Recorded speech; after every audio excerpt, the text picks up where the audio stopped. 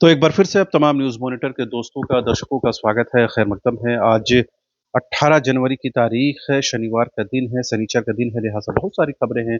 उन तमाम खबरों की चर्चा करेंगे लेकिन बेहद कम समय में, ताकि आपका बेशकीमती वक़्त जो है वो ज़ाया ना हो, बर्बाद ना हो।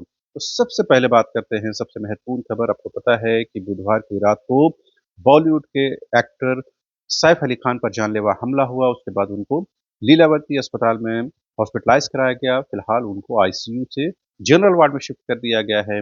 साथ ही एक संदिग्ध को हिरासत में लिया गया था, लेकिन बाद में उसको पूछताछ के बाद छोड़ दी गई है। यानी जो एक्चुअल आरोपी है, उसकी अब तक जो है शिनाख्त और पहचान नहीं हो पाई है। पुलिस कोशिश कर रही है, लेकिन उनके हाथ में अब तक नाकामी हाथ लगी है। साथ ही सैफ अली खान के जो सुरक्षा है, उसको लेकर भी गंभीर सवाल उठ रहे हैं। इसको लेकर के बॉलीवुड एक्टर की अलग-अलग प्रतिक्रियाएँ सामने आ रही हैं।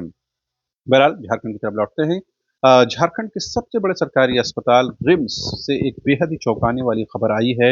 वहाँ सैप के जवान ने एक मरीज को हॉस्पिटलाइज कराने के लिए एक युवती पहुंची थी, और कहा जाता है कि वो उसका प्रेमी था। वो हॉस्पिटलाइज कराने के लिए पहुंची थी।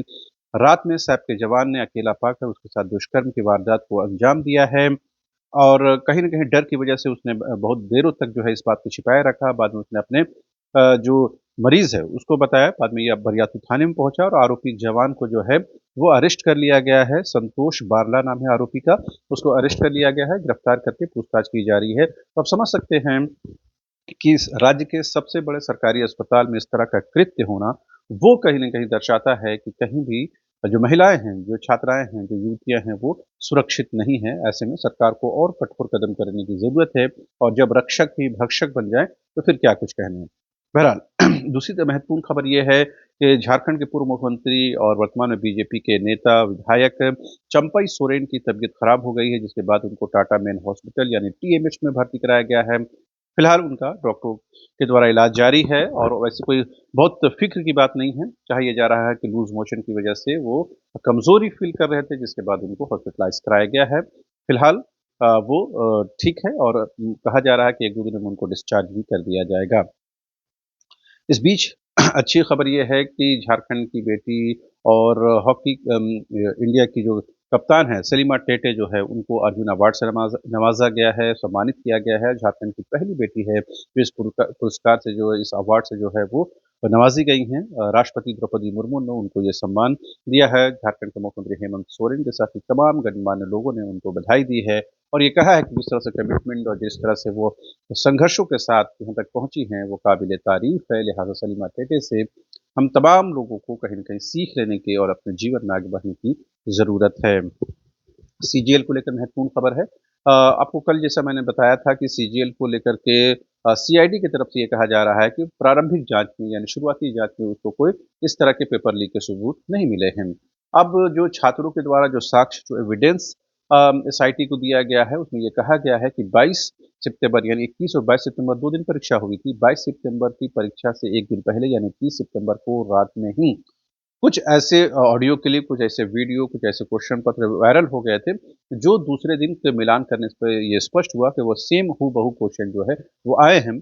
और मीडिया रिपोर्ट्स में ये भी कहा गया है कि इसकी जाँच की जा रही है। जो फ़ोन से ये फ़ोटो कैप्चर किया गया, ऑडियो कैप्चर किया गया, और उसकी जो फॉरेंसिक जाँच हो रही है, उसके बाद ही स्पष्ट तौर पर कुछ कहा जा सकता है। फिलहाल सीआईडी की तरफ से कहीं न कहीं प्रारंभिक जाँच में, शुरुआती जाँच में पेपर लीक के सबूत नहीं मिलने की बात कही गई है। बहरहाल 22 जनवरी को झारखंड हाई कोर्ट में सुनवाई है। सुनवाई में क्या कुछ होता है, उस पर सीजीएल का भविष्य जो है वो तय होगा।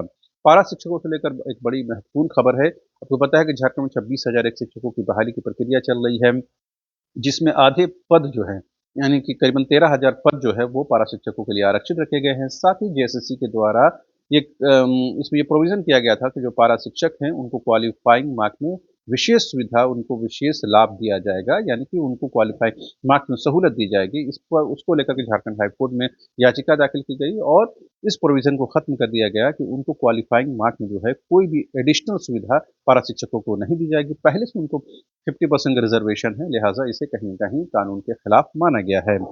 इस बीच आपको पता है कि 22, 23, 24 28, 29, 30 जनवरी को जो है जेईई मेन की परीक्षा होने वाली है। रांची के 3 केंद्रों में परीक्षा होगी। इसके लिए निषेधाज्ञा लगा दी गई है 163 के तहत, और 300 मीटर में ये जो इम्प्लीमेंट होगा। साथ ही जो सेंटर है उसके आसपास photocopy, cyber café, printing press इन तमाम दुकानों को तमाम संस्थानों को बंद करने का निर्देश दिया गया है। इसके साथ ही एक महत्वपूर्ण खबर है, झारखंड में जल्द ही जो बजट पेश किया जाना है, वार्षिक बजट, इसको लेकर संगोष्ठी आयोजन किया जा रहा है। वित्त मंत्री राधाकृष्ण किशोर ने कहा है कि यूपी की तरह झारखंड में भी डीज़ल में जो है रियायत दी जा सकती है, उसमें भी लोगों को सहूलत दी जा सकती है। साथ ही उन्होंने कहा कि बजट में तमाम वर्गों के हितों का ध्यान रखा जाएगा।